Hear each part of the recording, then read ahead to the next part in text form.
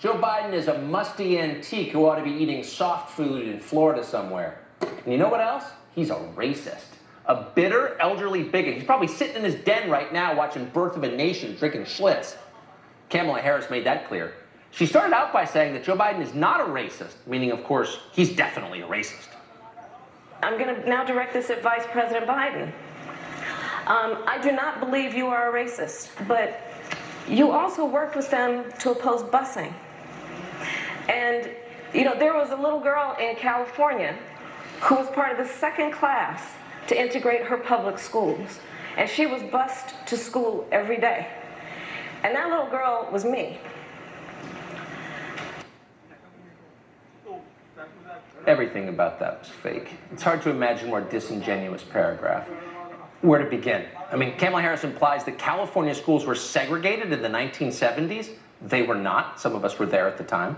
Harris herself was not a civil rights hero. Her father was literally a Stanford economics professor. She went to high school in Montreal, Canada. She was a child of privilege if there ever was one.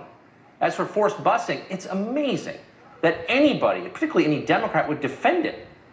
Busing didn't work. It was an abject failure. Guess who hated it? Black families. It took black kids out of their neighborhoods and it patronized them. Didn't raise anybody's scores in the end. Busing didn't work. Honest people on the left admit that. Brookings admitted that. The only people who like busing then and now are rich liberals, the ones totally insulated from the effects of their failed and stupid social policy.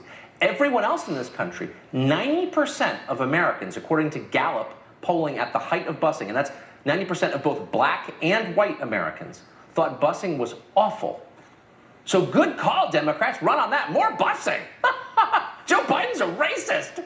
Here's our nominee, Kamala Harris. Listen to her explain why she's a very good person and you're morally flawed. Good call. That'll definitely work. Just like it did with Hillary Clinton last time. Morons.